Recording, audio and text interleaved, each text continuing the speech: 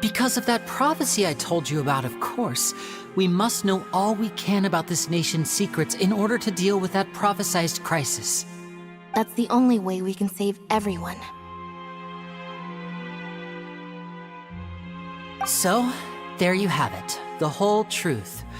I swear, I didn't hide anything from you this time. It was never my wish to proceed under this cloud of mistrust either.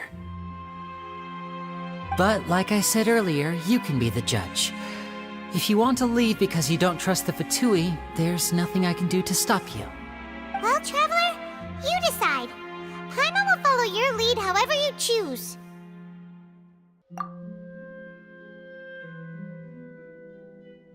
Okay, thank you.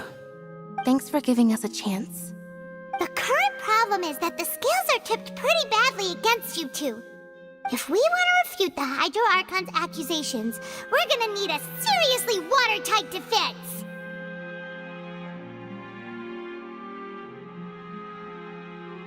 Huh?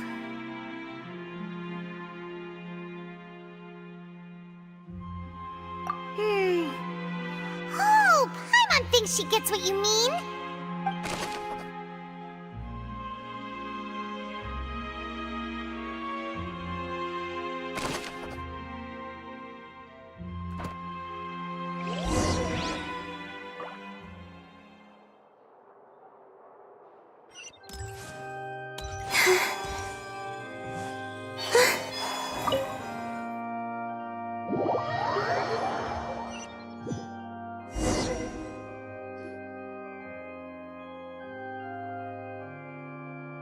Both parties have returned to their positions. Let us continue the trial. When last we left off, Mr. Linney acknowledged the new evidence presented by Lady Farina as fact. Therefore, Lady Farina may continue stating her reconstruction of the events. That took long enough. Now then, if everyone would lend me their attention. At this stage, let's revisit that scene from Linney's perspective.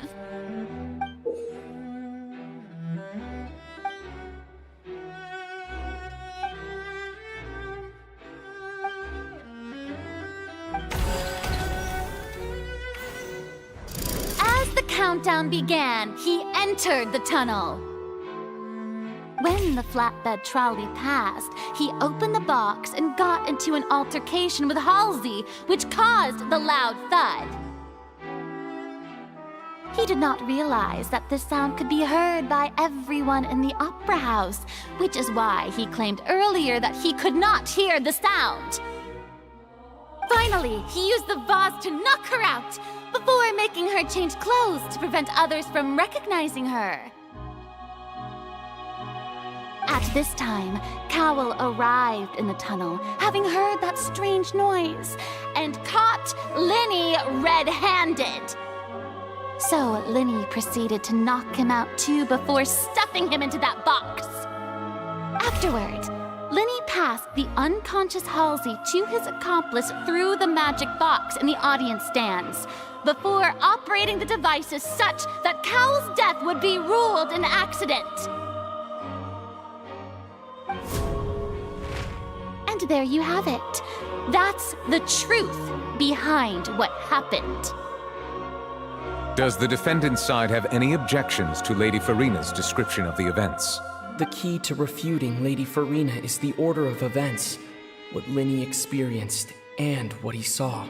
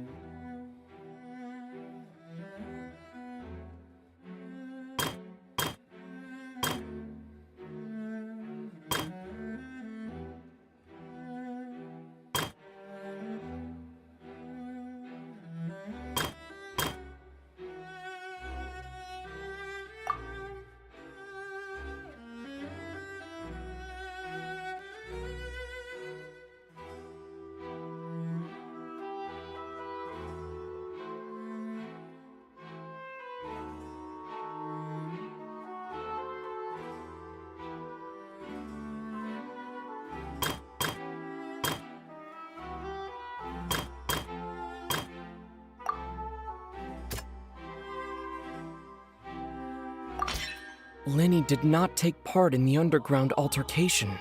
He only witnessed traces of the aftermath.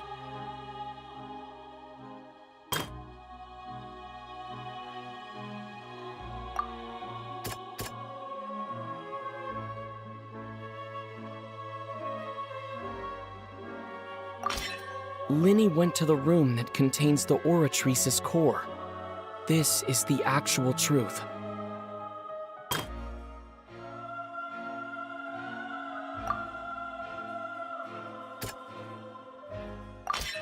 According to Lenny, he left via the vent after entering the tunnel. He couldn't have had that altercation with Halsey. Attention! Ace Detective Paimon has something to say! When the countdown started, Lenny did indeed go, but he immediately used a vent to access the Opera House basement, which is where the underground core of the Oratrice is stored. Once he reached that area, he heard a voice in what should have been an empty room. Since he felt something was amiss, he returned immediately. The crime scene had already developed by the time he reached the tunnel again, and in order to complete the magic trick, he did not remain there for any length of time. Finally, he reached the surface, and that was when the accident happened from his point of view. Therefore, he's innocent!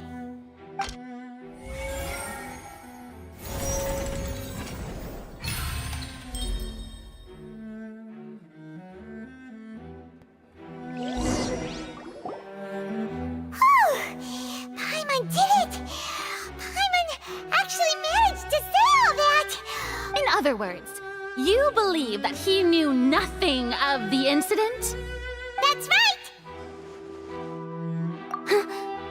My reasoning?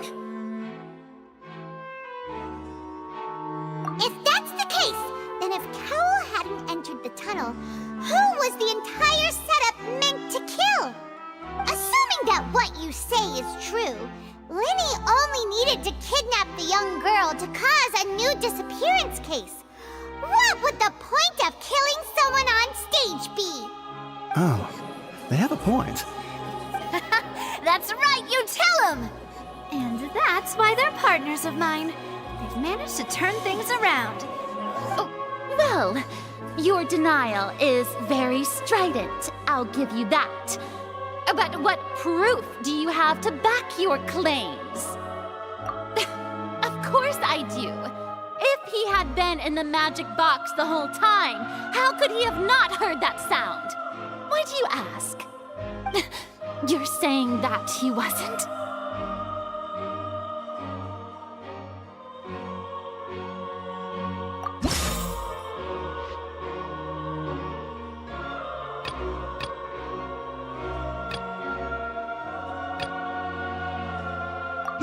Are you sure we don't need to give this more thought? Paimon thinks there's something off here.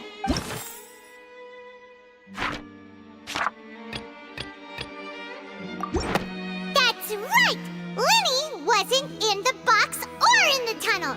That's why he didn't hear anything strange during the performance. This means that when the crime happened, Lenny had already entered the basement via the vent. The same clue you used to disprove his alibi has now become the best proof! How do you like that? Well played.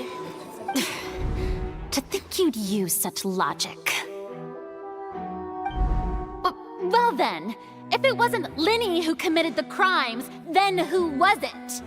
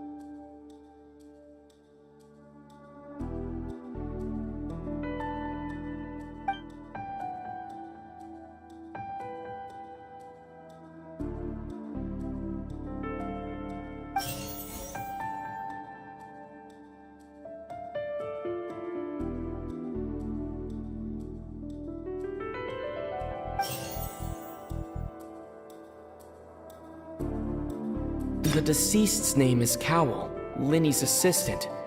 He would have been able to tamper with the equipment. Could there have been a third person involved? Is that really a possibility?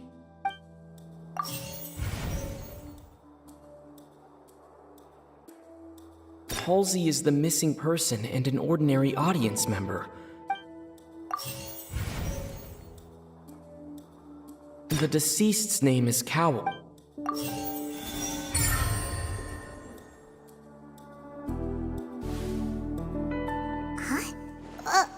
That can't be right. The killer was, in fact, Cowell, the deceased!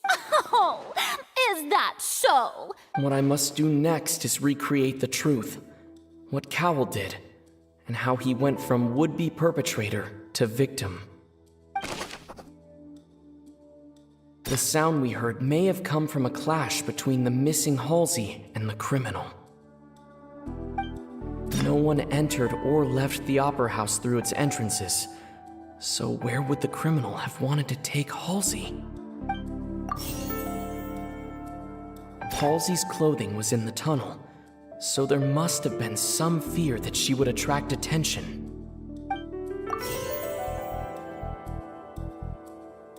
It would have been tough for both people to fit into that vent. They would likely have bumped into Linny as well.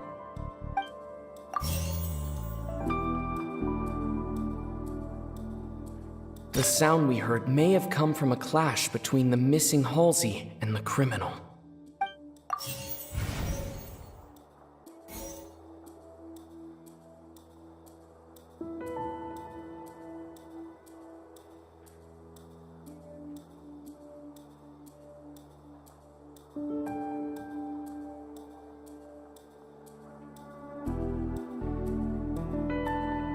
The sound we heard may have come from a clash between the missing Halsey and the criminal.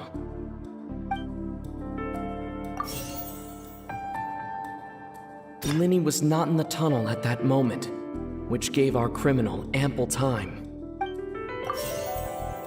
The deceased's name is Cowell, Linny's assistant.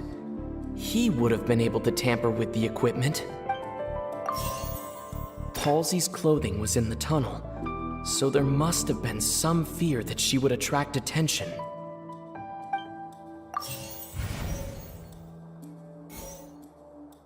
Halsey's clothing was in the tunnel, so there must have...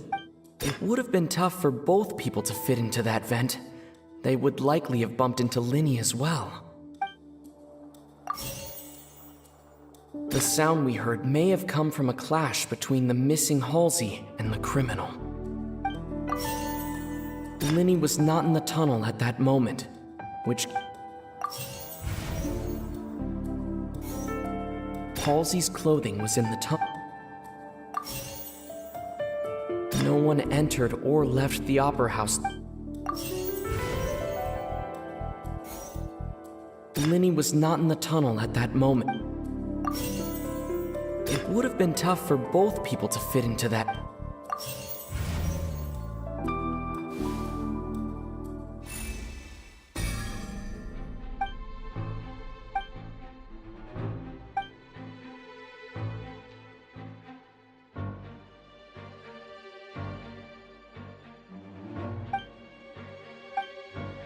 What's wrong, Traveler? Are you still having... I see how it is. So this was all just a bluff. And here I thought you had something to show for it. But it seems... Look, since we're at a dead end, just like the trick as it transpired, the end result... If only we knew how Halsey disappeared. Well, that would be nice, but the tunnel only has 3 exits, and none of them... And it's not like this is a magic trick where you can just make a real live person disappear. You know, like you did from that water tank, Lynette. Excuse my interruption, dear opponents, but do you not...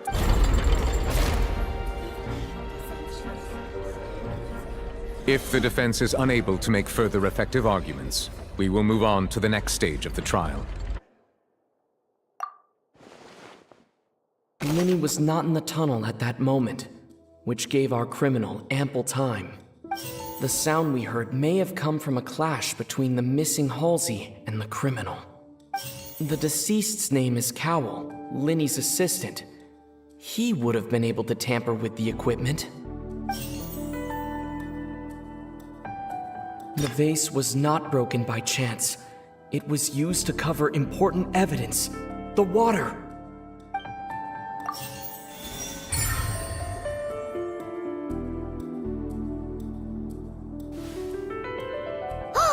Paimon gets it! It all comes together if Halsey disappeared instead of being kidnapped. Lynette escaped from the water tank, vanishing gradually and leaving only clothes behind. If there's a similar method where a person could be transformed into water... Just a moment, please. I do hope you know how preposterous you sound at the moment. How could a person ever be transformed into water? This is reality we're talking... Must we really? I should think that of anyone. Your friend Linny already knows this truth very well. Magic tricks are ultimately just illusions and misdirection. But Halsey's disappearance is very real. We're talking about two completely different things. Even so, I trust the Traveler's judgment. The truth must be out there somewhere. Perhaps some new line of reasoning may open if we try to gather all the focal points that don't make sense. Since Cal was the deceased, we haven't placed much attention on him. But given that we aren't making much progress with the case, it wouldn't hurt to have a look at his belongings, would it? People really do come up with all sorts of harebrained schemes when at the end of their rope.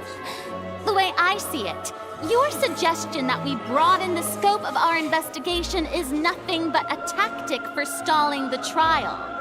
Nevertheless, I believe that this is a reasonable request on the part of an attorney. Since the trial does indeed appear to be at an impasse, I believe that additional evidence may help us make more progress. Guards, please step into the lounge and examine the personal effects of the deceased, Cowell. We are still examining the items, but we have already made critical progress that we feel must be shared with everyone post-haste. We discovered several test tubes of fluid within Cowell's baggage, each labeled separately. The notebook in his backpack claims that these fluids are water from the primordial sea. The primordial sea. The note's contents also indicate that Cowell belonged to an organization that sells illegal drugs and that he had an accomplice. The notebook has many entries concerning safe usage of these fluids, in which the keyword dissolve appears many times. One of these tubes was labeled Opera Epiclese, along with yesterday's date. It is empty. The notes also state that these dissolution properties work exclusively on people from Fontaine. It's likely that Halsey was chosen as some sort of test subject. As such, we believe that the defense's hypothesis is, in fact, supported by sufficient evidence. You've got to be kidding! People dissolving into water? Could something so ridiculous actually be true? Wait a moment. This reminds me of a certain prophecy, but it's just a coincidence, isn't it? If people can become water, does that mean that the water tank's real use was as a means to hide water stains? And if Cowell was targeting that girl... Wait just a minute. Could that mean... You two, with me, quick! Demoiselle, wait! What about your partners? Let's go. Just trust me. Order! Order! It is undeniable that further examination of the deceased's personal effects has yielded some surprising results, but we cannot yet verify the veracity of these clues. Still, let us assume that these clues are indeed authentic, albeit with the understanding that Ms. Halsey has yet to be found. Guards, please continue examining the items along these lines. Mr. Linney, it appears your hypothesis is supported by the evidence, so please continue speaking. Of course. Thank you, Your Honor. If we uphold this hypothesis, I believe that many of this case's seemingly unrelated clues can be connected together. Right! Like the metal hook! That one didn't make sense at all. Let's think about this. Cowell's methods must have something to do with that water from the primordial sea.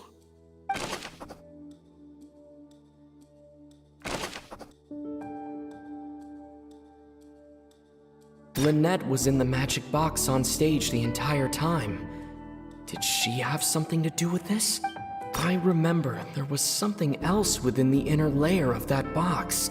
The deceased's name is Cowell, Linny's assistant. He would have been able to tamper with the equipment.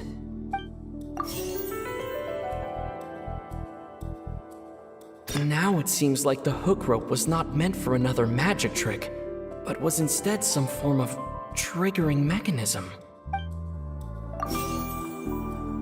The water from the primordial sea should already have been prepped before Halsey entered the magic box.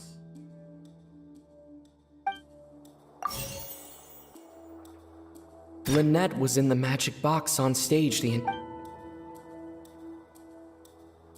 I remember there was something else within the inner layer of that box.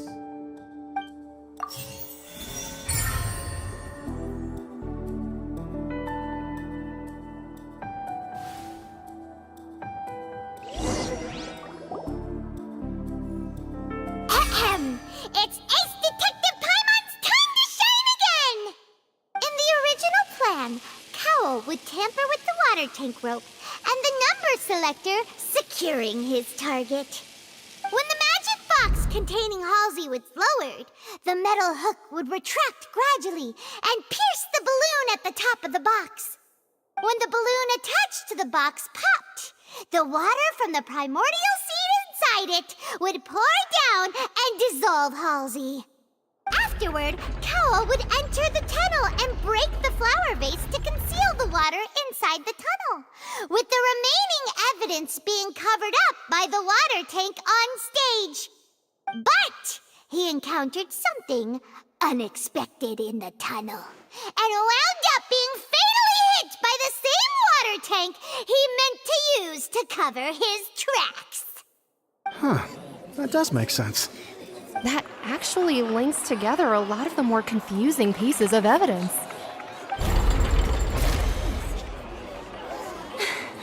Oh dear, what do I do? Even I think they sound convincing now. Have I falsely accused an innocent person? What a humiliation. Now, it seems like the only point of contention remaining is the exact circumstances that led to Cal's death. His notes mentioned he had an accomplice who could be related to the situation. On that note, the guards have just contacted me indicating that they uncovered new evidence. I shall now invite him on stage to share it with us. Thank you, Your Honor. We were just inspecting the luggage of the other people involved in this case. And we found an identical sample of the water from the primordial sea among Linny's personal effects. What? That can't be. Oh, I see. Well, how wonderfully comedic to have your own counterattack only to come back and wound you.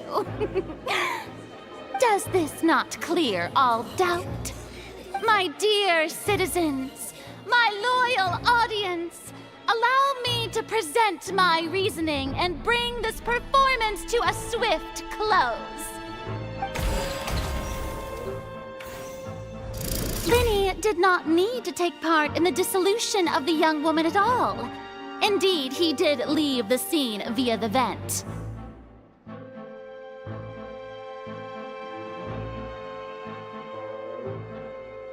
Having made modifications to the props beforehand, his accomplice Cowell then caused Halsey to vanish using the water from the primordial sea.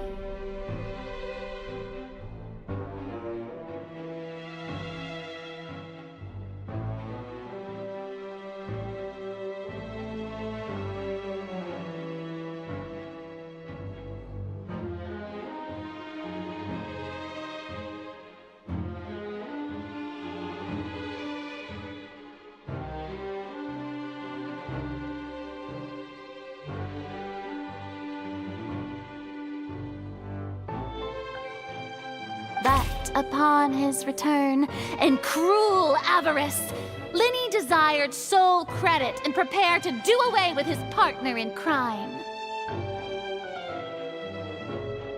Ultimately, he knocked Cowell out, and the tool meant to cover the crime up also became a murder weapon.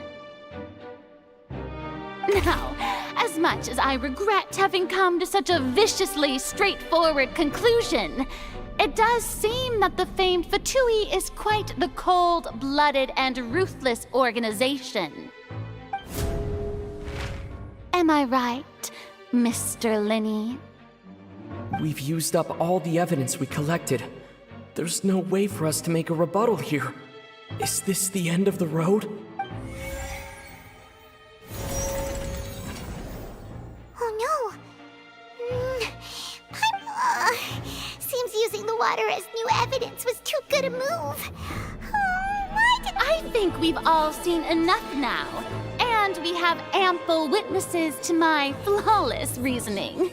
I believe this is indeed the finale. Now then, my good, noble Chief Justice, should we not, in your view, move... Excuse me, everyone, but I must interject. Miss, I must ask you not to shout, and to respect the ongoing legal proceedings. Oh, come on. Don't be hasty. I have a good reason for interrupting, you know. Now, would anyone here like to take a little break from all this debate and see a little magic? I'll show you an amazing trick. One that can bring a young woman who has disappeared back in the flesh, right before your very eyes. Please, do the honors, Mr. Linny, if you would be— What in the world is she saying? No offense, miss, but miracles like that are beyond my scope as a magician. Come on now, don't be silly. Magic is all about misdirection, isn't it? It often conceals the truth while presenting a fascinating illusion. But once everyone believes the illusion, can't magic reveal the truth to them once again? And wouldn't such a trick be the most marvelous finale to today's performance? Come on, Linny and Lynette, give it another go. Don't worry, Spina di Rosula has made the necessary arrangements on your behalf. But as the magic makers and stars of the show, I think I should leave the final performance to you. I understand.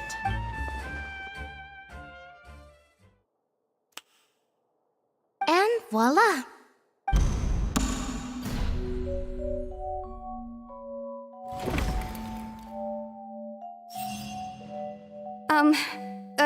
Sorry for the interruption.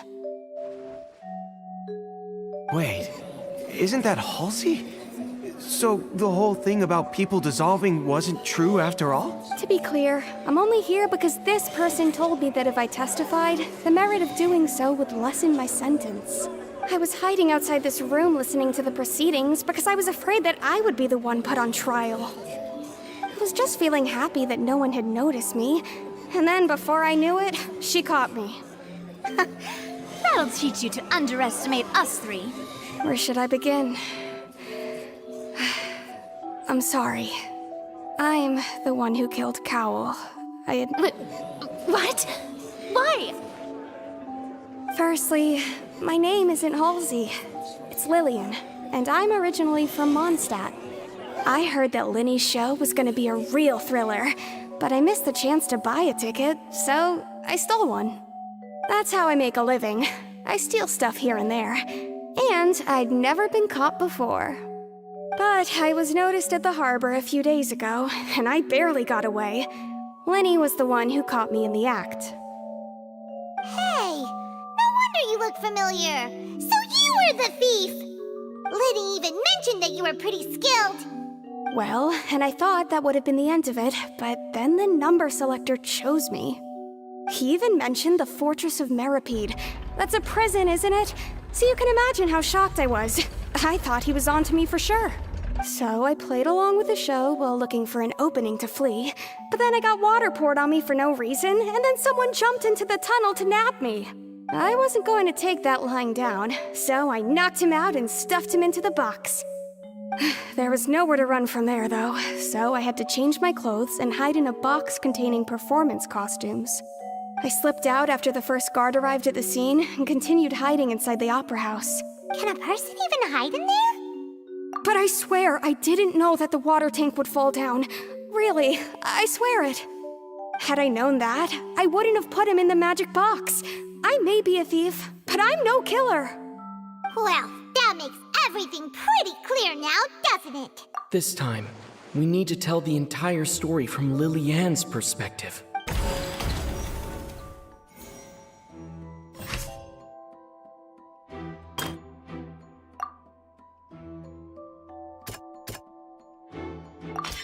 The strange sound wasn't from a fight.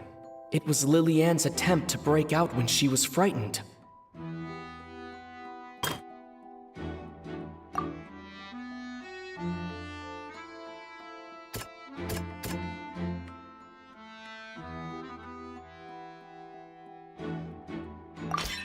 The flower vase was not broken to cover anything up, but was smashed during the struggle between Lily-Ann.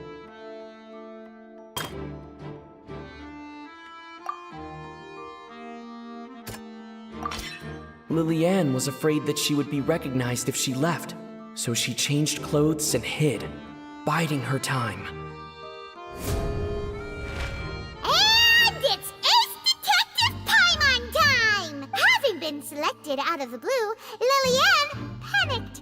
Her panic only intensified after she entered the tunnel and had water poured on her head. So she kicked the door open, producing the thud we all heard. Hearing the commotion, Cowell leapt into the tunnel, only to discover that Lily-Ann had not dissolved. He did not know that Lily-Ann was not from Fontaine, but was a thief who made her way in by stealing a ticket. Mistakenly believing that the water from the primordial sea needed time to take effect, he tried to force Lily-Ann back into the box. The two broke the flower vase during the struggle, but Lily-Ann came out on top, knocking Cowell out and putting him in the box. With no way of escaping, she changed her clothes and hid in the costume trunk until the performance ended.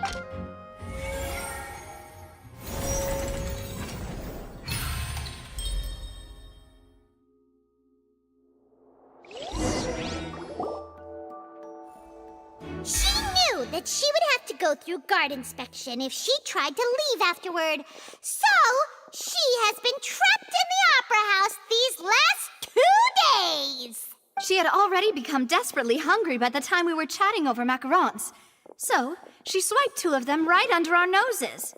Talk about a sneaky thief. At this point, all the events that happened in the tunnel have now come to light. Ah, so that's the whole story. Bravo! Bravo! Now then, Lady Farina, do you wish to speak against the defense's statements? Please answer the question, Lady Farina. Also, if I may add, the trial has not yet ended. As such, I request that the prosecution not leave the room before the proceedings have concluded. What, are you reading my mind now? No, I have no further arguments. I admit defeat. But really, could you at least have left me with some dignity? Wow, look at that! She's like a deflated balloon now. If there are no objections, then as the Chief Justice of Fontaine, I shall once again repeat the full sequence of events. The actual perpetrator of the serial disappearances, Cowell, selected his next victim from the audience reservation list.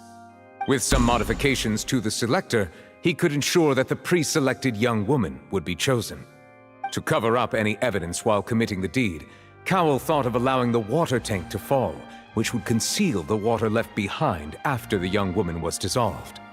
He also tampered with the rope suspending the water tank, using the fireworks at the end of the performance to cause the tank to drop and hide the watermarks. He poured the water from the primordial sea into a balloon during the preparation of the magic box and stuck it to the box's lid. Finally, he passed the prepared hook on a rope through the gap in the magic box's door when bringing the young woman to said box. When the magic trick officially began, the box containing the woman was lowered into the tunnel, tightening the hook rope and bursting the balloon containing the water. If all had gone to plan, the young woman would be dissolved at this time. However, Liliane was not from Fontaine, and thus fled the box with a loud noise. Realizing that there was trouble, Cowell entered the tunnel and met Liliane. Thinking that the waters had not yet taken effect, he decided to proceed. However, his opponent was more capable than he thought, and he was overcome, knocked unconscious, and placed into the magic box, and thus became his own final victim. Liliane, according to her own statements, then changed clothes and hid until the performance ended, before hiding in other parts of the opera house. As for Linny, he was in the underground structures within the opera house, and was thus ignorant of these happenings. From this reconstruction of events, we can conclude that Linny, the accused, is in fact innocent. While there is much in Linny and Liliane's conduct that should still be investigated separately, this case, at least, can be handed over to the Oratrice to make the final decision.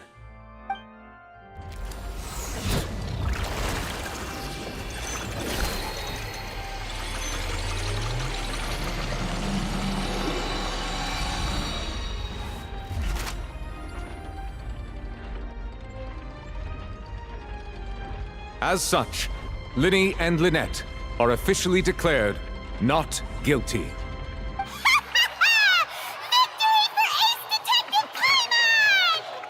Great work, partners. Thank you all. Thank you so much. Next, I think we deserve an explanation, Guard Vaughn. How did you find the water from the primordial sea in Linny's baggage? Right! Your discovery caused me to make a serious mistake, you know. Or was that not a discovery, but false evidence that you dared to bring before this court? I suspect that the accomplice mentioned in Cowell's notes was not Linny, but you, yes?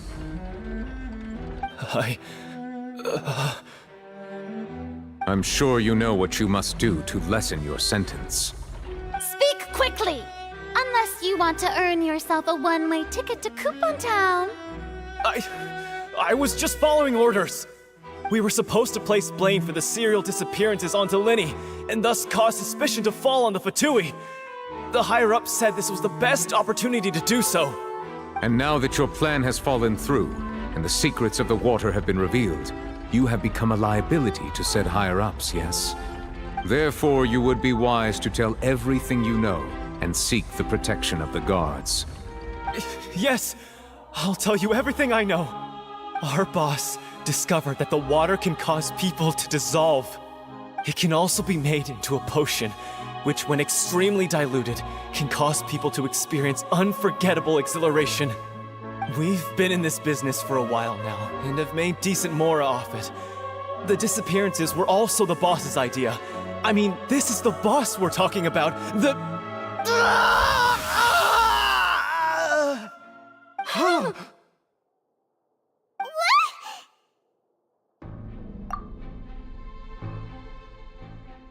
And now he can no longer talk. Such ruthlessness. I shouldn't have expected any less of them. An outrageous act. All present, please submit to inspection immediately.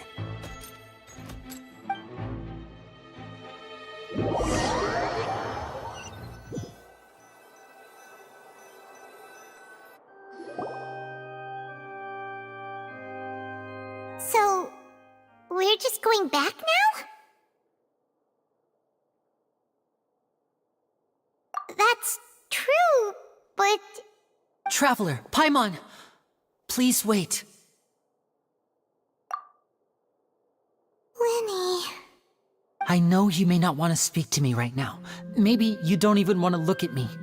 But still, let me thank you again for defending me to the end. Even after you learned, I guess. But regardless, I'd like the opportunity to set things straight. I didn't approach you with any ulterior motives or ill intent.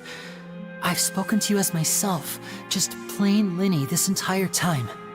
as for why I'm a Fatus, it's because the goals of the House of the Hearth align with those of an orphan like me. That's all. That was how Father, who you might know as the Knave, approached recruiting us back then too. The Knave? The one who controls the House of the Hearth? She's your father? That's right. And since we're here, I was wondering, would you mind hearing a story? It's about my past. Back when our parents first died, Lynette and I were left wandering the streets. To survive, I took to surreptitiously observing an older street performer who did magic. It took me several days to figure out how he pulled off his amazing tricks. I took my sister through several streets until we found a crowded corner, and we began to perform magic tricks there. To my surprise, we proved to be pretty popular, and we could at least stop worrying about where our next meal would come from for a time.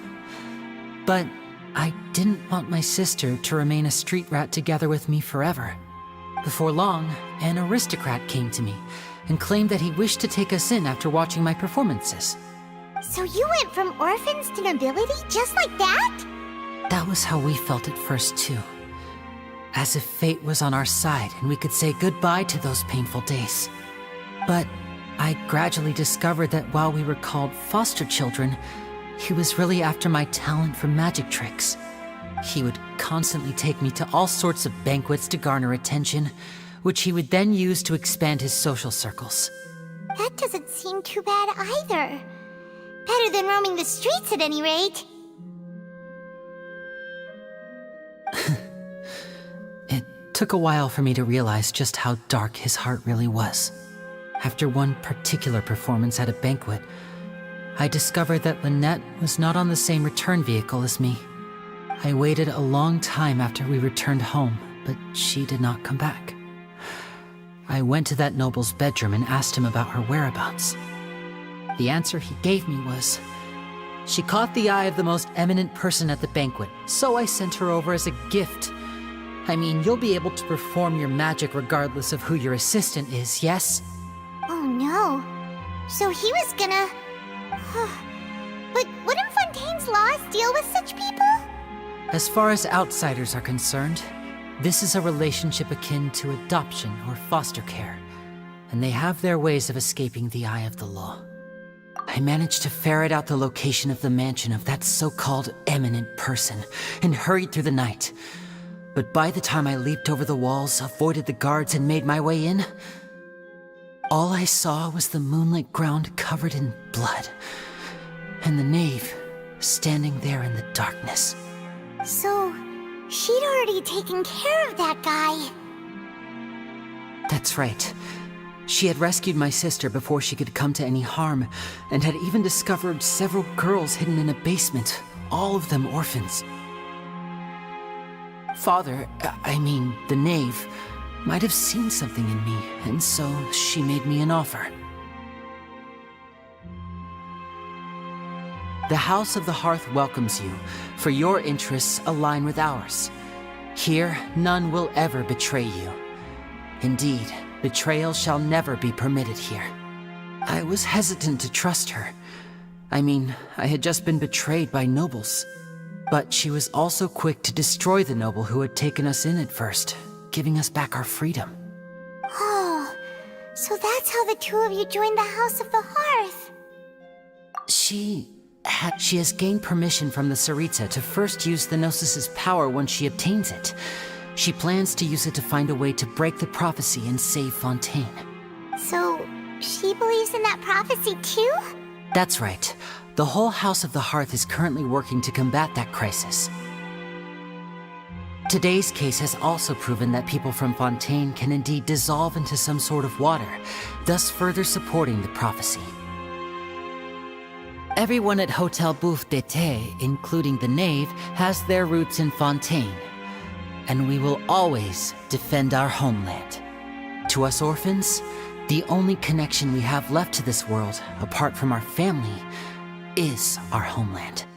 So, from small deeds like distributing magic pockets to huge schemes like stealing a Gnosis, everything is aimed at dealing with that prophecy. It's all right. I understand. The only thing I can do is relate all this to you. I just hope you can understand that even as a member of the House, I have never stopped making my own decisions, and that I believe what I'm doing is right. If you should need anything at all in the future, feel free to find me. I will do my best to help you, as plain Linny.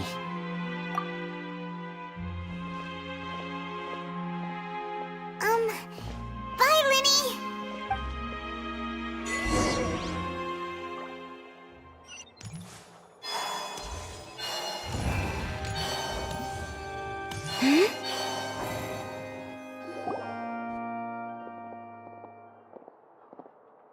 Hey there!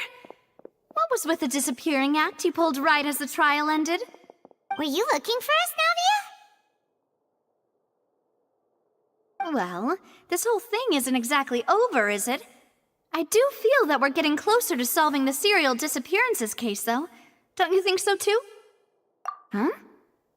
What's wrong, my dear partner?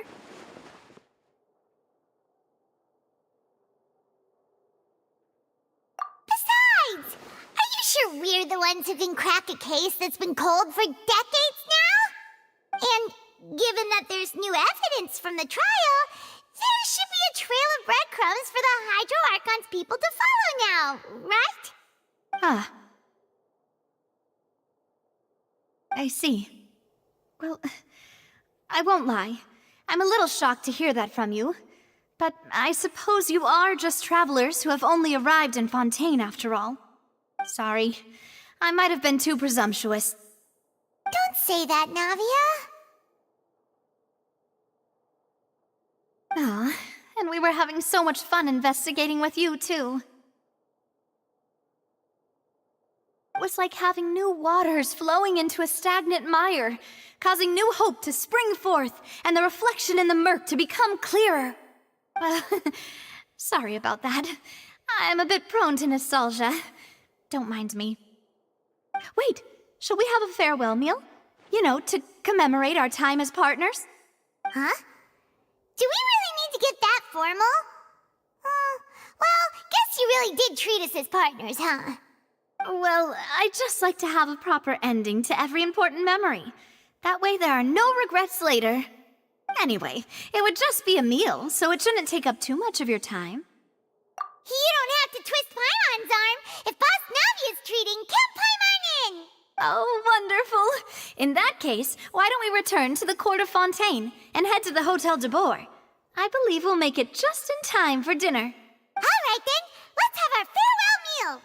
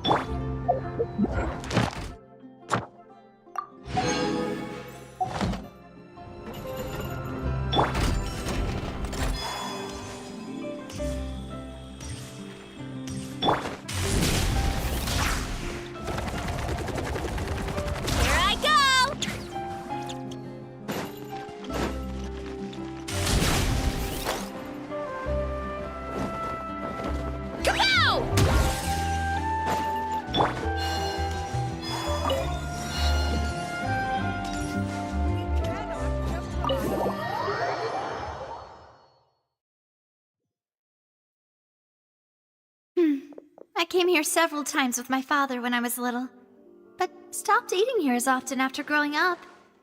I hope the food here will be to your taste.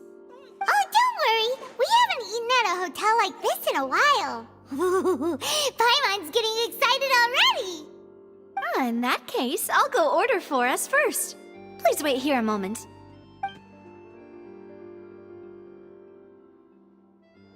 Ooh, everything looks so good.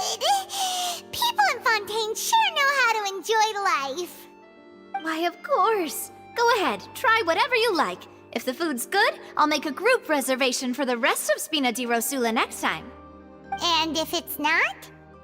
Well, then I'll still bring everyone. Albeit with only one dish per table. You, sure have your own way of doing things. Oh, we called this a farewell meal, but we could also treat it like a victory feast, right? We did just win that case after all. Oh, true. Very true. In that case, boss, we'll have another 2 dishes. Huh? Paimon didn't mean that you had to order even more food.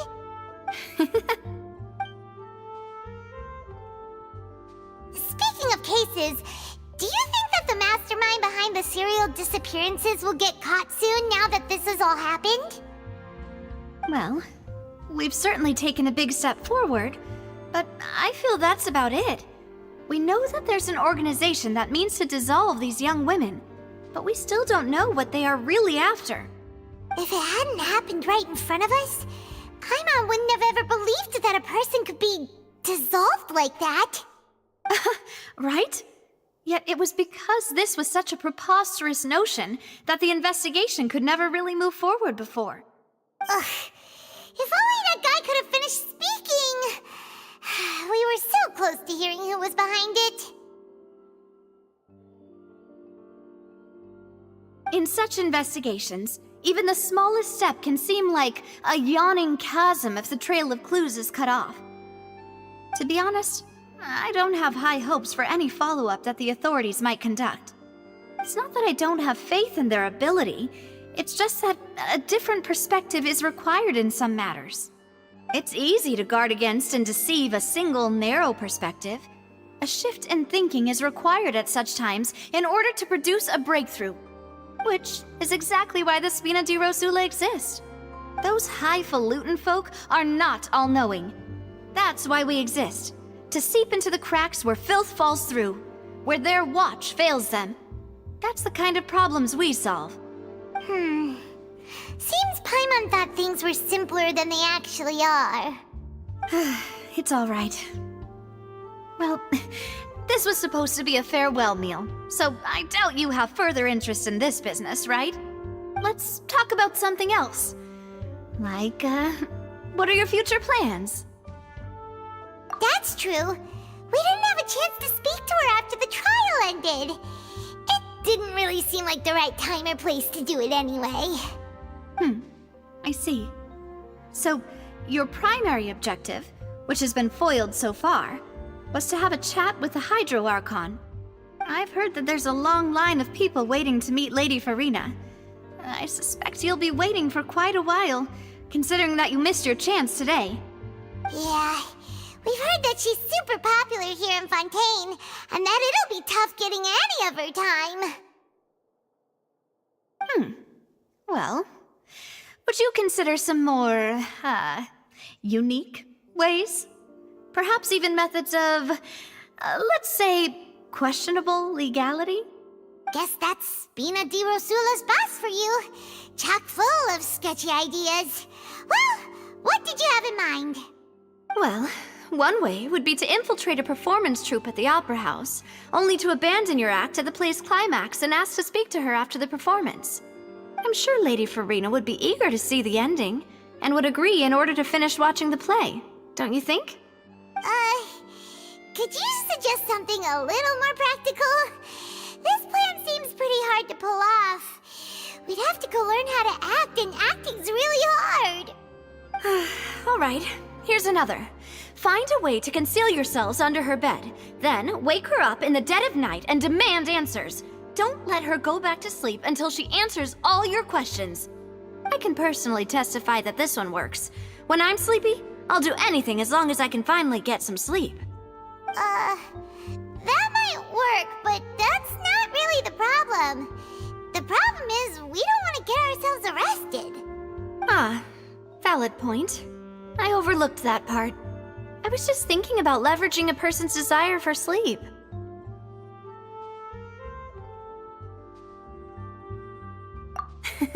All right, no more joking around.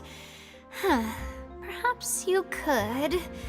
Oh, I don't know. Cut the line when she's on a break. You did defeat her in court, clearing citizens of hers from false accusations. False accusations she had nearly upheld personally. I imagine that she feels quite ashamed about the whole thing.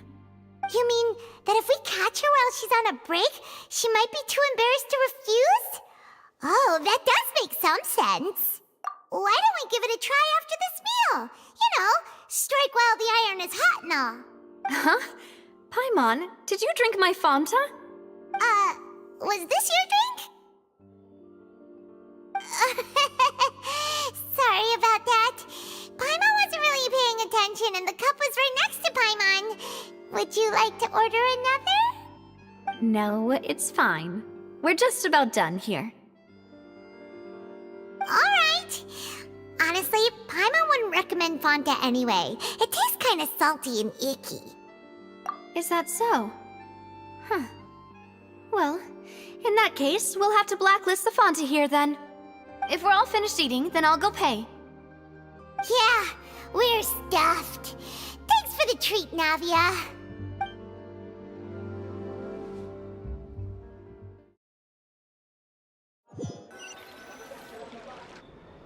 Oh, so full. Paimon can barely float anymore. Nah, that would be so... normal. You know, like you. Okay. As for expenses this month, we're left with... Hey, Navia! What are you doing over there? Oh, nothing. It was just a meal, you know?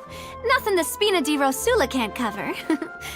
Let's get ready to try to meet the Hydro Archon again. Bye, Navia! So this is goodbye, huh? Well, if you do encounter any other trouble in Fontaine, you're always welcome to contact the Spina di Rosula. I'll give your requests the highest priority. In any case, I wish you smooth sailing. I'll see you again, partner. See ya!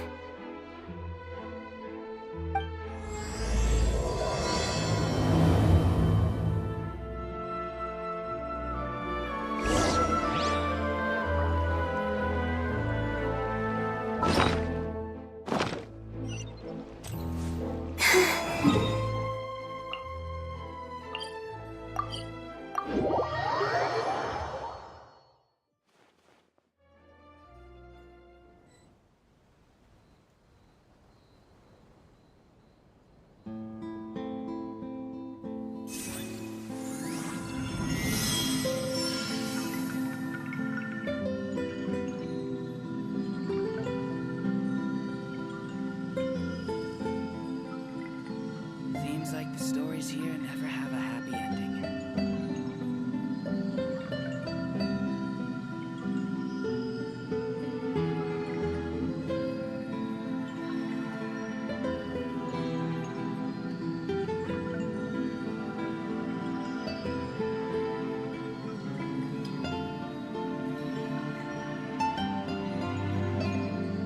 Seems like the stories here never have a happy ending.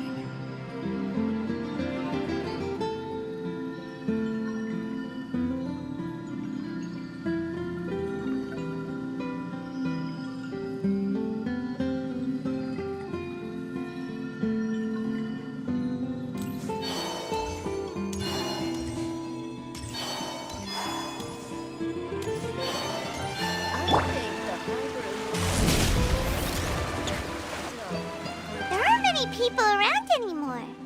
Looks like that boat we took to Araneas might have been the last one. Vache. Looks like we're back here again. Huh? Traveler? Are you hearing voices again? Ugh. That's kinda spooky. Are you sure we don't want to come back in the morning? Vache? Vache. Hey, why are you still walking towards it? There might be something nasty in the water. Huh? Hang on. Paimon can kinda hear a voice. It's calling for Vache, right? Hey, traveler? Stop walking! Come on, wake up!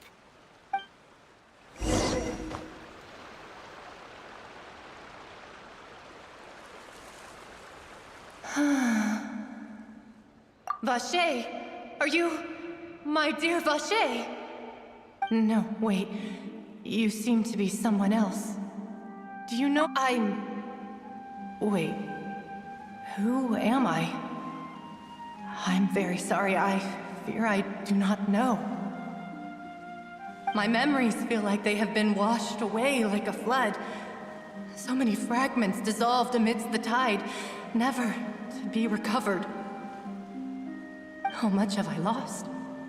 How many things that I once held dear while on land have I since forgotten? Yes, that is what I was once.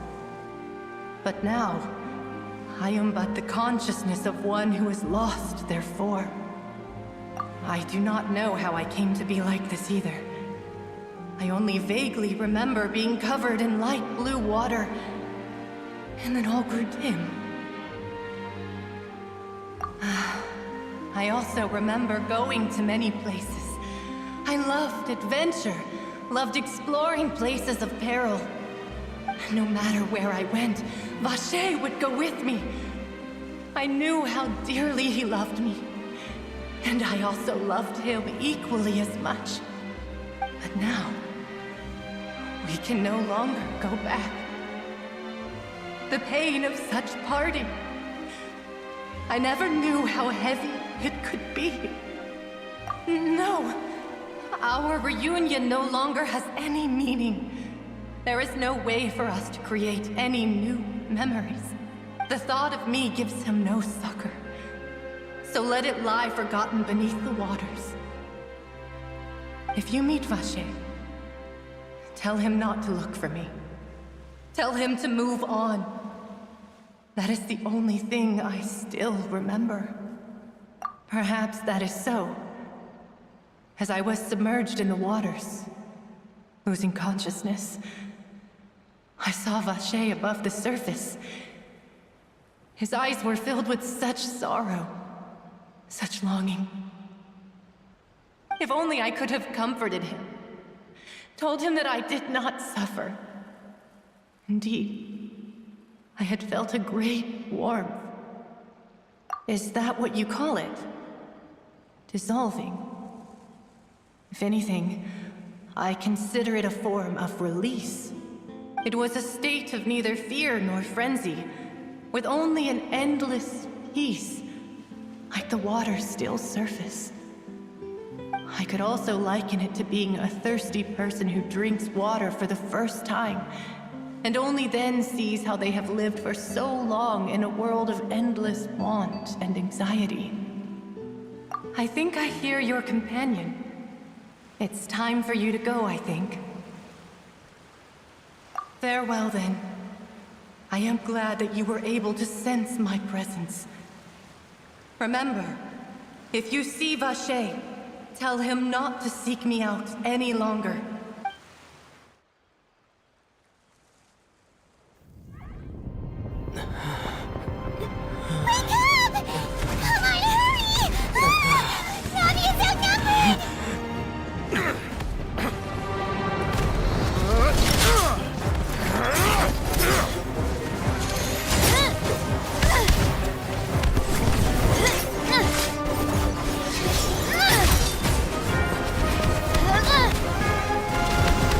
Look out!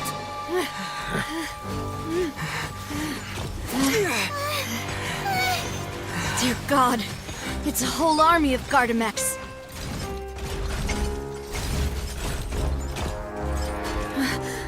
Chlorand?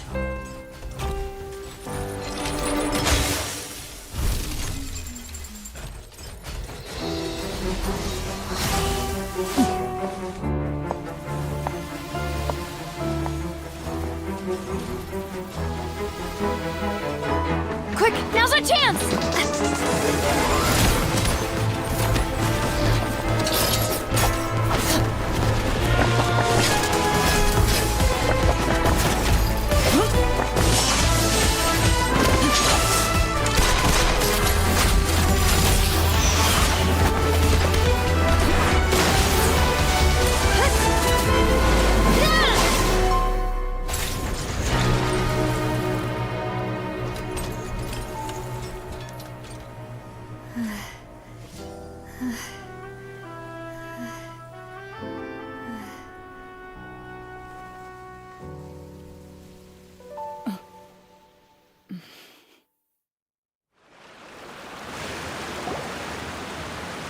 I should thank you for lending us your sword there, Clorand. But before I do so, could you explain how you managed to show up here? I followed you. It seemed to me that danger has followed you more closely as of late. I believe that following someone without their knowledge is actually called stalking, is it not? Mr. Callus's last wish was for me to ensure your safety, and I will not betray his trust. He would do the same, were he alive today. Do not speak of my father! Sorry, demoiselle. I was not strong enough. Thank you for your aid, Miss Clorand, but do keep an eye out for your manner of speech. I believe we all wish to avoid unnecessary emotional harm. Sorry, I did not consider your feelings. Whatever. What else do you know? How did you come to the conclusion that I'd be in grave danger? I doubt I know much more than you, but I believe that the mastermind behind the serial disappearances is very powerful. Your performance tonight will almost certainly attract their attention. I'm sure they've known about me. To be honest, I'm shocked it's taken them this long to act against me. And what about these Gardamex? I thought only those associated with the Maison Gardiennage could control them. None of these mecha have serial numbers. I was sure to check a moment ago. They are not the ones used by the authorities to enforce the law. I can only conclude that some powerful or wealthy party must have obtained them via illegal means, deploying them as a private force of sorts. What? Your point being that they're out of Spina di Rosula's league, then? Yes. Be careful, and do not act rashly. I will continue investigating no matter what. We will bring the truth to light. That's my father's true last wish. Regardless, thank you for your help today, Clorand. But if you get any ideas, tell me first. I don't much appreciate being followed. I do not think that they'll strike again anytime soon. So I shall stop following you. Good day, all.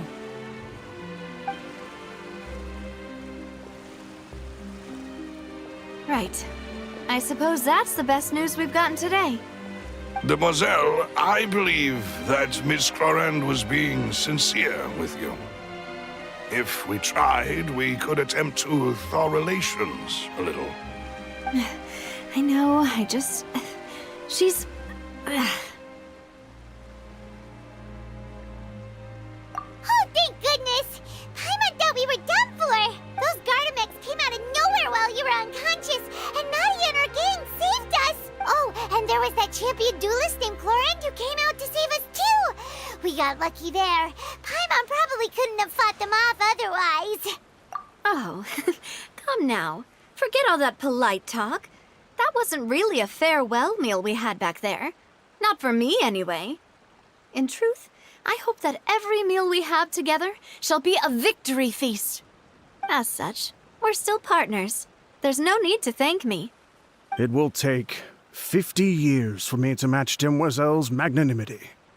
If it were me, I would have joined the Spina di Rosula on account of her goodwill long ago. All right, you two. That's enough. Actually, Navia, how did you know that we were in danger? You sure did show up in the nick of time. Well, to be honest, you're the one who tipped us off, Paimon. Huh? Really? Paimon contributed somehow? Cool, Paimon's even more amazing than she thought! Yes, all thanks to you grabbing my drink by mistake. How did that help? After we parted ways, I was on the way back to one of our bases when I suddenly thought of what you said. That the Fanta tasted kind of salty and icky. Fanta only comes in sweet flavors, so how could it have tasted salty? The color of the drink, if I recall, had also been a bit off. So the Fanta had been spiked with water from the primordial sea? Yes. So if you hadn't drunk that cup for me... Spina di Rosula is preparing the grandest of awards for you as we speak for saving the boss. Huh? Really? I sent people to Hotel de Boer to investigate, but whoever did this left no trace at all.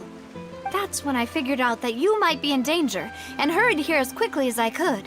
But would they go after us, too? All we did was defend Linny in court and help clear his name. Ugh, now we're caught up in this mess, too, aren't we? Well, you did foil a plan that they were probably pretty proud of, and almost got their name in the process. Speaking of which, did anything strange happen when you drank the primordial seawater? Well, it can't be a coincidence that the traveler fainted just now. He said that he heard that voice calling for Vache again. Oh, and this time Paimon heard it too, but it was real faint. Does that mean the primordial seawater raises someone's sensitivity to hydro when it's used on people who are not from Fontaine? That doesn't sound like too much of a bad thing, to be honest. New intel? While you were out cold? Well, let's hear it, shall we?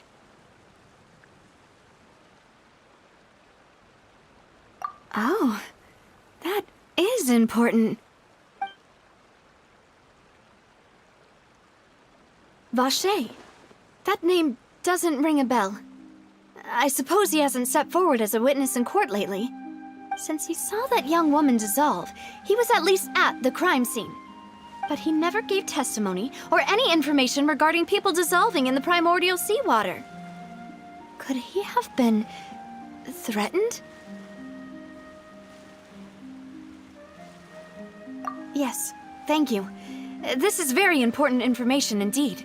We will continue to investigate. Oh, you mean you'll help us investigate? Well, you did say that our farewell meal didn't really count. That means we're still partners, right? And besides, we're in this now whether we like it or not. You're not gonna let those people who targeted us get off the hook so easily, are you? Demoiselle, do try not to look quite so pleased. You are the face of Spina di Rosula, after all. You talk too much. Well, in that case, let's head back to one of our bases, shall we? I'll arrange accommodations for you. We also have some plans to go over, and hopefully we can deepen our bonds as partners. Don't worry, you two. With us around, our base is definitely secure.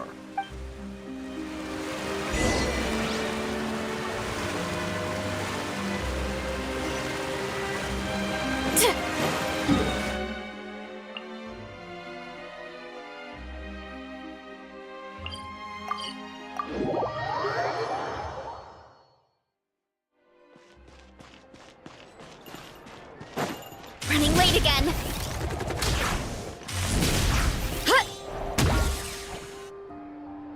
It's right up ahead, but let's make sure we weren't followed first. I've been keeping watch, Demoiselle. I haven't spotted anyone suspicious thus far. Very good. But let's not let our guard down for now. I shall find rooms for our respected guests. Thank you, Malus. Now, let's continue, traveler.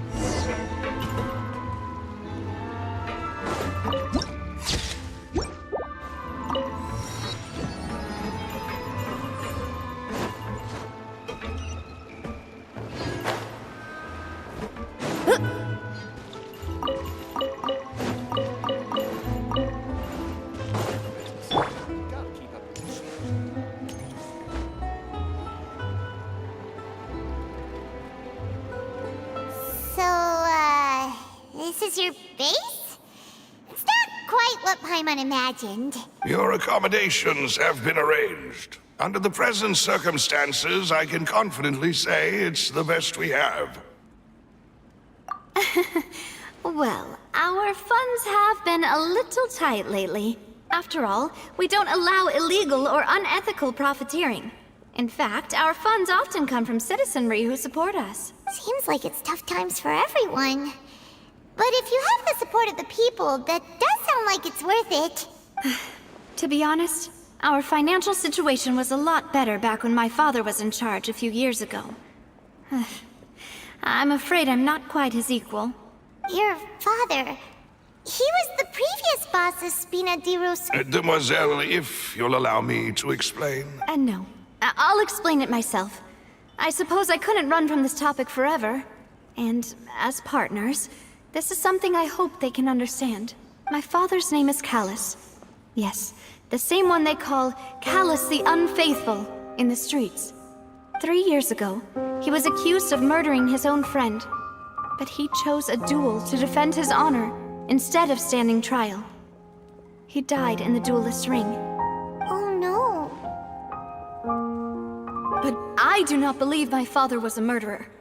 I'm sure he was set up. At the time, I believed that if he only stood trial and was duly investigated, something amiss would crop up and prove his innocence. But strangely, he not only requested the duel himself, but rumor has it that even after being seriously injured, to the point where he could be deemed as having lost the duel, he refused to surrender, determined to die in the arena. 3 years later, I still don't understand why he did that. How could he protect his honor if he's dead? If anything, he gave up his chance to defend himself.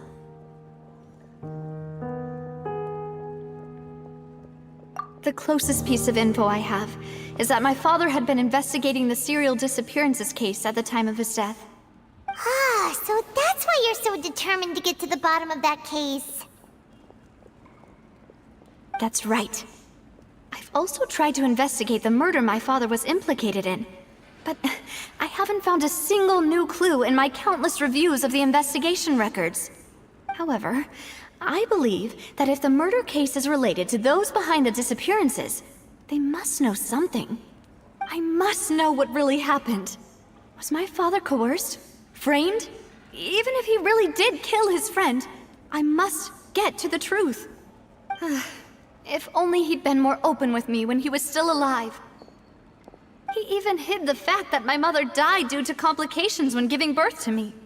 And now, here I am investigating his death. You really are a handful, aren't you, Papa? Demoiselle, please, if there is anything I can do, anything at all. I also will never believe that Master Callus murdered anyone.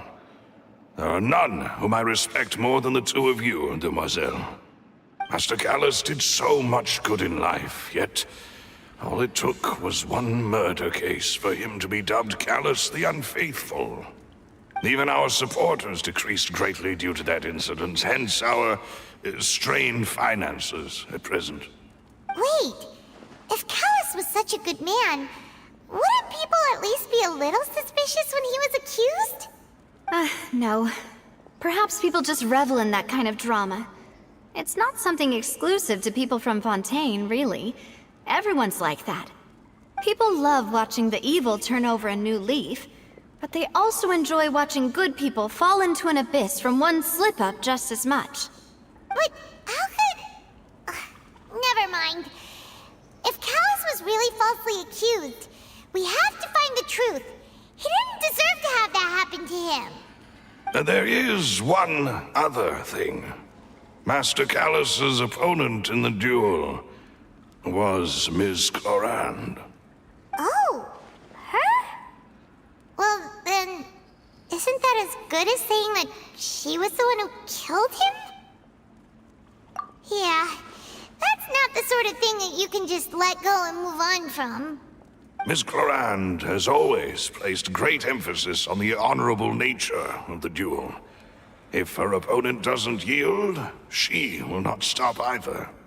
She knew Master Callus beforehand and greatly respected him, but seeing how he was resolute in the arena, there was only ever one choice she could have made. It's not that I don't understand her at all, but I just can't deal with this yet. Don't worry, Navia. Paimon knows how you feel. You don't have to force yourself to do that. Afterward, Ms. Clorand told us that at the start of the duel, Master Callus requested that she ensure Demoiselle Navia's safety. Yes, that is our understanding as well. Oh, Papa. What madness drove you to ask the person who killed you to take care of me? All right, anyway, that's the information I wanted to share with you. Even if it did sound like I was just complaining towards the end. Thanks. You two should go and rest. This was quite a day after all. Yeah, Paimon's beat. Please, relax and get some sleep. We will ensure you rest soundly.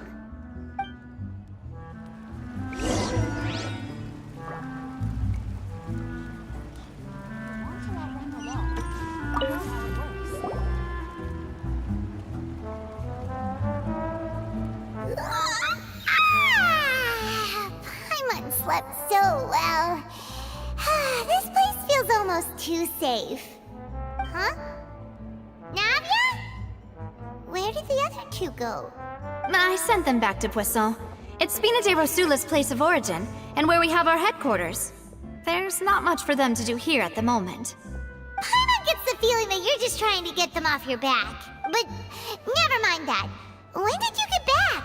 Were you waiting here the whole time? No, I just returned after going out for a while. I did some investigating yesterday regarding the name Vacher. Wait, so you didn't sleep at all? How could I after having such critical new evidence appear? Guess Paimon wasn't speaking for everyone just now, huh? Unfortunately, this name seems to have been wiped from existence.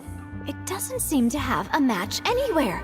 I suspect that those behind this have already taken steps to hinder an investigation from this angle. But that does prove that this Vacher person is a key witness in the incident. Does that mean we're too late, though? No. There is one ray of hope. One place in Fontaine that they would find almost impossible to threaten, no matter how much they wanted to. And that is the archives kept by Chief Justice Neuvillette. A place where detailed files on all the cases in recent years are kept. If the Oceanette you met is one of the young women who went missing recently, we should be able to find some related information there. So Neuvillette maintains an archive of case files? Whew. Guess that's the hard-working Chief Justice for you. In that case, let's go talk to him, shall we? Aren't you coming along, Navia? Did you get tired? No, it's nothing. Let's go see the Honorable Chief Justice.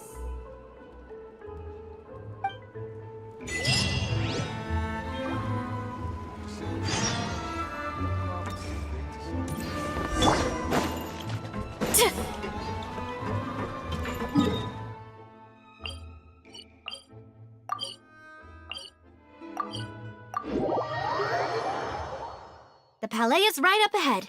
Come on.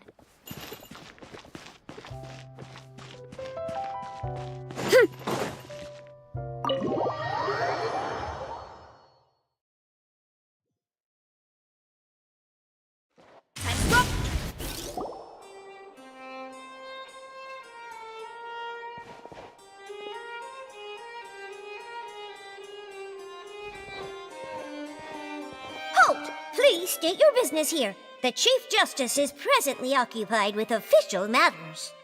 Huh. This place does look pretty heavily guarded. Guess that proves that Nervalet's files are really secure. Hey, don't you recognize us? Huh? Who are you? Just to be clear, I don't care who you are or who you might be related to. Our rules make no exceptions. See? They've got great discipline, too. Yep. Paimon can tell. If you're here just to crack jokes, I can point you towards the exit. Unlike some, we're busy, so please leave if you don't have a reason to be here. No. What I meant to say is, shouldn't you remember us from a few days ago? We were at the trial of the great magician Linny. Oh, yes, I remember. I read about it in the Steambird. You must be Linny's attorneys.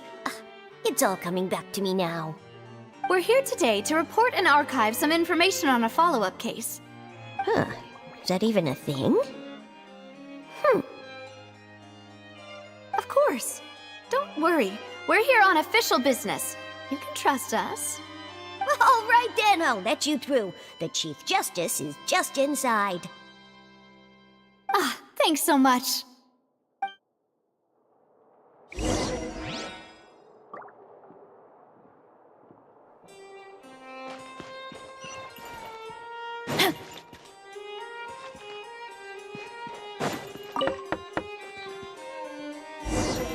Please come in.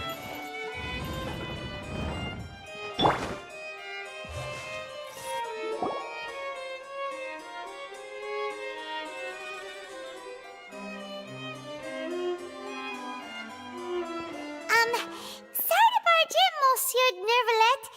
We only lied to get in because we didn't know any other way. It's all right. Please let me know how I may be of assistance to you. So you're not mad at us? We're looking for a man called Vacher. He may have been an eyewitness in the serial disappearances case. If we can find him, we may be able to unearth some key information on the case. Ah, I see. In that case, please wait here a moment while I browse through the files.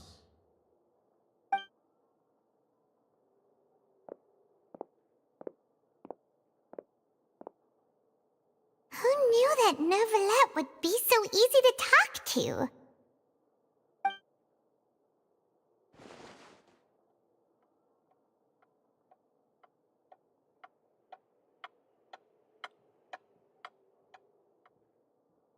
Unfortunately, I'm quite certain that no one by the name of Vacher has been involved in any case, criminal or civil, in the past several years. There are no records of him either in the files or in my memory. Traveler, what if it was really just a dream? Is that so? All right then. Thank you so much, Monsieur Neuvillette. We'll take our leave now. Ahem.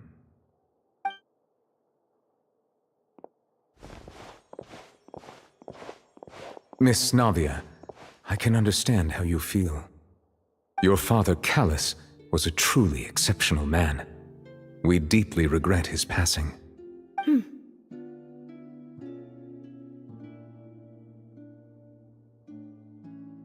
And what are you trying to say, Monsieur Neuvillette? Are you trying to console me? Extend your sympathy? Or just express some tendril of regret? No. You are not trying to do any of that. I can hear it in your voice. There's no emotion behind your words. You only said those things because you felt like you should. It's just like last time. After my father took his place in the duelist ring, I pushed through the guards to talk to you as a last resort. You even told me then that you thought there was something fishy with the case, yet you still allowed the duel to go ahead. In your eyes, the value of a human life is nothing compared to those cold laws you hold so dear. If you truly regret my father's death, then why didn't you call a stop to the duel? Why didn't you give me the power to stop him from throwing his life away? Why did you just let him die, despised and hated by all? Everything was hanging on a thread at that moment. Just the tiniest effort could have changed everything. There are still so many things I never got to tell him. So many questions he still owes me answers to. If you really have no heart, then just look me in the eyes. I, Navia, will show you the true meaning of regret. I'm sorry, Miss Navia. You and my father are truly alike. You keep all kinds of things in your heart and never say a word to anyone. It's not so much that you can't feel, but that you would never express anything. Oh well. In any case, everyone already knows full well the apathy of the Chief Justice. My apologies for taking my emotions out on you, Monsieur Chief Justice. Let's go, Traveler and Paimon.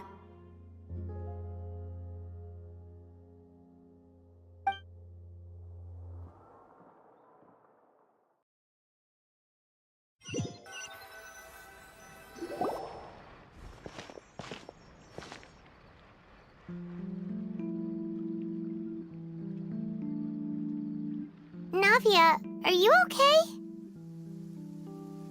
I'm fine. Rain. It's raining. You're right. Wasn't it still sunny when we went into the building? And there shouldn't be any active trials today. How strange. Now that I think of it, on the day my father was convicted of murder, it was also raining. What is it? Did you think of something?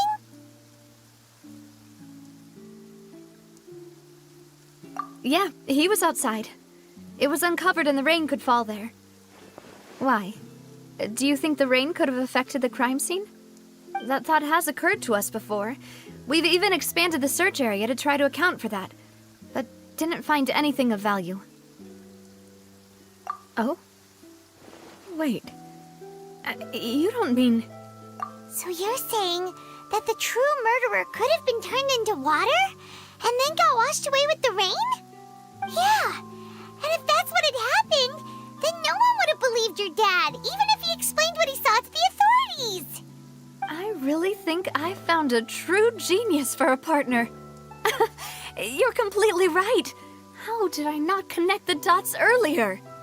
All right, let's go to Poisson. With this new lead in mind, we'll get to the bottom of my father's case for sure. Yeah, we're gonna make progress for sure this time. Do you want to go with me now? Or do you want to head over by yourself later? All right, then I'll wait for you at Poisson.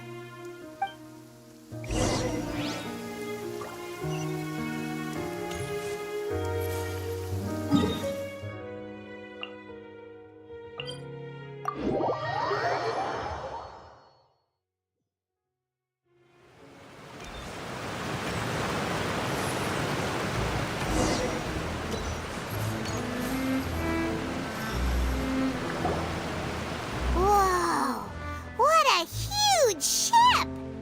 Why would a ship be anchored at a place like this?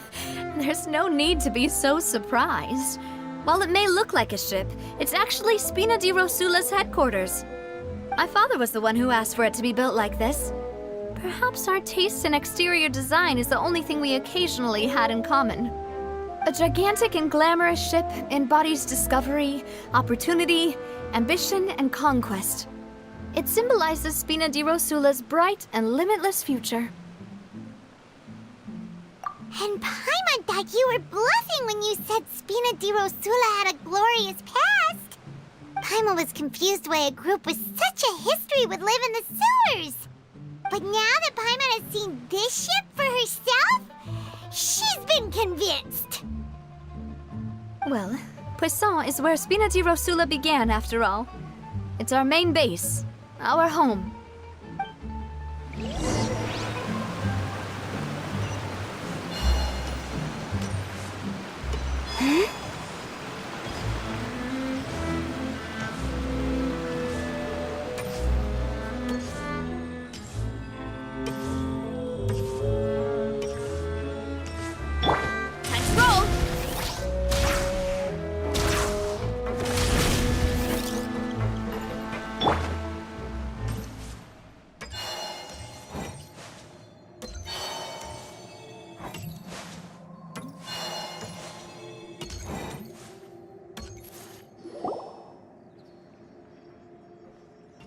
Melus, we're back!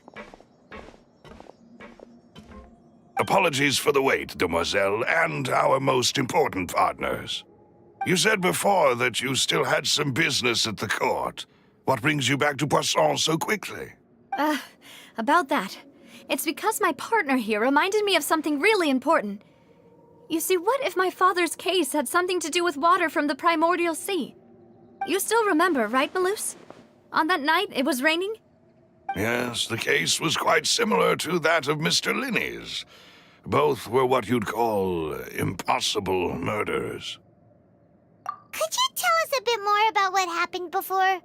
Yeah, of course. Many years ago, something called synth began to gain popularity in Poisson. At a glance, it was a kind of drink that could excite your mood and produce many pleasant hallucinations. Wait! Didn't that guard guy who turned into water also mention that the primordial water could be used to produce some kind of potion? Yes, he did. Considering what we know now, it's almost certain that synth is created using water from the primordial sea. If you drink synth for an extended amount of time, you'll suffer many side effects, such as losing the ability to focus or control your emotions. And if you were to stop drinking it completely, you'll experience flashes of paranoia and anxiety while lacking energy to do anything. It's an extremely dangerous substance. As he oversaw Poisson, my father was compelled to put a stop to synth abuse and called for a complete ban of it. Boss's uncompromising attitude incurred the synth vendor's wrath, but no matter how much they threatened or bribed him, he refused to yield. Not only that, Boss became determined to find the mastermind behind the synth operation and put an end to the problem once and for all. Yes, but the enemy was very cunning. So he could never get anything out of the dealers, all of whom only sold the stuff and weren't privy to the rest of the operation. Recognizing that, my father decided to contact the dealers in secret and cultivate personal relationships with them. Finally, he was able to convince someone to become his informant. The man's name was Jacques. He felt greatly ashamed about his work after seeing many families destroyed by synth abuse. That night, my father hosted a banquet at his countryside estate. He planned to meet up and exchange information with Jacques over some food. But then, we heard 2 gunshots from the courtyard.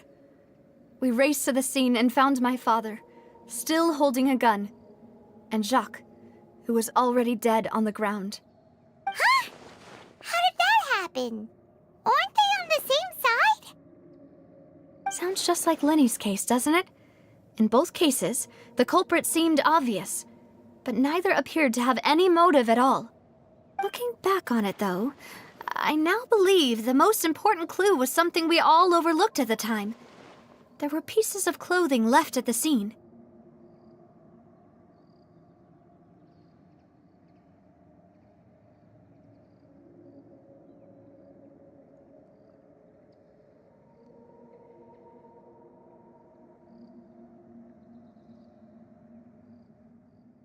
Precisely. It's all thanks to you that I made the connection now. Back then, we all just thought they were some costumes that Jacques used to disguise himself at the banquet. But, considering it now, It's almost certain that they belong to a third person at the scene. With one extra person, we'll also need to reconsider why the 2 shots were fired. You're right. We still don't know what happened. But my intuition tells me that we're on the right track to figuring it all out. I'm finally headed towards the truth. Jacques was an empathetic man who was infinitely remorseful for his past actions. It's unlikely that he turned on Boss with 0 warning. I think this third person is probably the key to the full truth. On that note, however, even though this will not please you, demoiselle, as your and your father's butler, I must still offer a word of warning. Our opponent is insidious and cruel. They are extremely difficult to deal with, and Boss has already lost his life trying to bring them to justice. Even though Spina de Rosula has lost most of its former glory, Poisson has welcomed a new time of peace, and we have been allowed to live out our lives. There is no need to follow your father's path. It would be both wise and in line with Boss's wishes to step back and give up on the case. If that's indeed what he wished for, then he should have told me that himself. Was I not the closest person to him? And yet, I was the one most kept in the dark. What was the point of him dying without sharing any of the secrets he knew? Did he manage to protect anything in the end? Synth is still here. Callus the Unfaithful is still his epithet. And Spina di Rosula is barely getting by. Nothing has changed. Did he think I'd just accept his meaningless death and live out my life just as meaninglessly? I've never accepted that. Ever. Not since that day, and certainly not now. I want to find out the real answer for everyone's sake. For the missing girls, for the victims, and for myself. Navia. This is indeed the best moment to act. Your partner appears to be quite reliable, and more importantly, demoiselle, I think you're also ready to take this on. So you do know something else, Malus? Yes, I do. In fact, even before that banquet, Boss already knew of the connection between Synth and the serial disappearances case. But what drove all the tensions to the boiling point was the revelation that you, demoiselle, had been selected as the next target to disappear. What? Boss also didn't tell you that he had been diagnosed with a rare illness. The doctors told him that he had no more than 5 years left to live. And the serial disappearances case caused him great anxiety. 5 years was nowhere near enough time to resolve this long-standing conflict. But once he passed away, all the danger would pass on to you. Knowing all of this, he decided to use one final intimidation tactic before his death. He claimed to have already gotten his hands on some key incriminating evidence for the other side, and even told some members of Spina di Rosula about the details. But as long as you remained safe, he would not share the evidence with the public. If something were to happen to you, then he and all those he told would immediately expose all they knew about Synth and the disappeared victims. Right, so nobody would be able to get off scot-free. As we've seen, Boss's tactic has worked. Even though Boss has been gone for a long time, the other side has not tried to take Demoiselle's life. No, I don't believe it. He never appeared to look sick to me. No father wants their daughter to see them weak and haggard, especially someone as proud as Boss. To him, dying in a duel and suffering lasting dishonor as the unfaithful was still far preferable than losing face in front of his daughter. So he chose to die in silence, so that he could protect me. I'm afraid you're not understanding this correctly, demoiselle. What Boss wanted to hand to you was not a parasol, but a sword. If Boss's spirit could hear you telling me that you want to find the answer for the sake of everyone involved, I'm sure he'd be extremely proud. That fool. Couldn't he have just given it to me straight? No. He might have set up everything precisely because he never thought I'd be able to understand him. Is that the amount of confidence he had in me? And what if I was never able to make it to where I am now? Yeah. I suppose that's true. With the way he'd set things up, if I had wanted, I could have just lived out my life without a care in the world. But thankfully, he rarely talked to me about complex matters, and thus understood little of me as a person. In this case, he really didn't need to give me an easy way out. Malus, what was the key evidence that he shared with you? It's the location where synth is produced. Essentially, it's the enemy's headquarters. When he was threatening the enemy, Boss didn't share the specifics of the incriminating evidence he found. But if you want to use it against the enemy, you'll still have to take several things into consideration. Why? If we know where the place is, can't we just go storming in? You mustn't forget that we're fighting against a mysterious and dangerous organization that's been in operation for decades. There's no telling what might be lying in wait at their headquarters. We also have no idea what kind of evidence we may be able to find inside, nor what people we may be able to capture. But a single visit to their headquarters would be tantamount to a formal declaration of war. The worst case would be that we leave empty-handed, but also open ourselves up to full retaliation. Then, in that case, why not work with the Fontaine authorities? Well, you saw one of them dissolve during Mr. Linney's case. We have no idea just how thoroughly they may have been infiltrated. Huh. That's true. Seems my father really had no choice. But things are different now.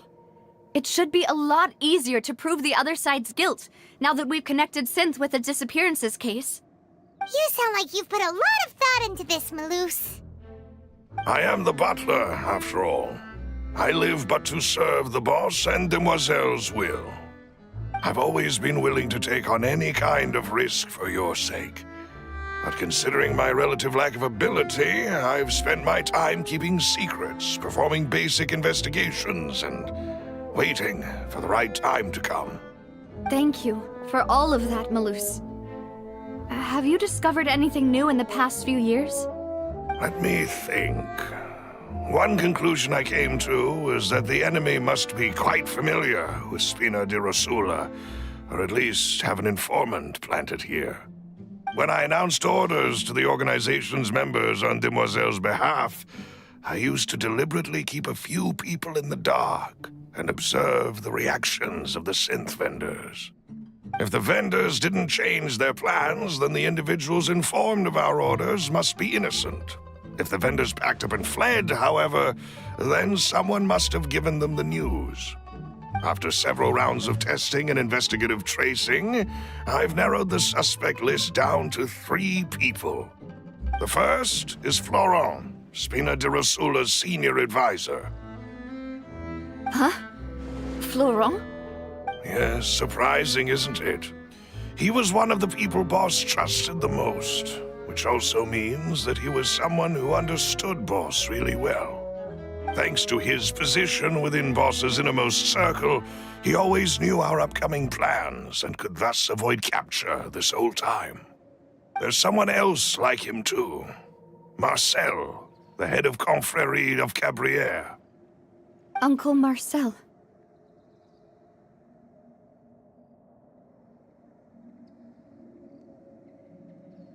It's a guild in Poisson. Boss helped it to grow to its current size and prominence. In the beginning, they were only reselling some daily goods, but now they're one of the richest guilds around with a lot of business connections in the city. So, they're like a sister organization of Spina di Rosula? Yes, you can say that. When we were fighting against the synth dealers, they provided us with plenty of support. It's a bit difficult to imagine someone using their own money to hunt down themselves. The final suspect is Thierry, the man responsible for coordinating information between Spina di Rosula and the guards. Although the guards mostly leave us to our own devices, there are still many activities we have to report to the local authorities. Since Thierry is always in the know about our current activities, he could theoretically always plan one step ahead. I see. These are all people who I communicate with quite regularly.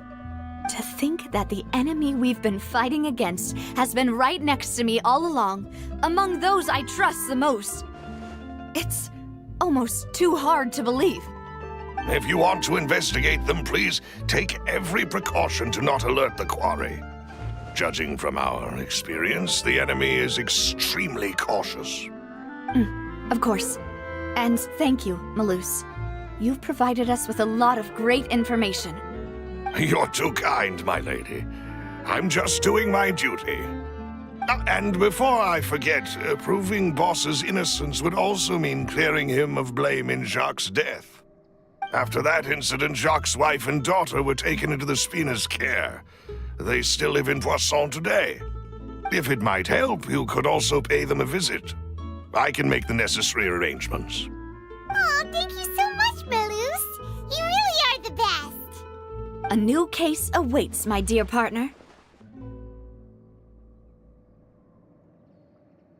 I hope we can work together to uncover the truth and end this case once and for all.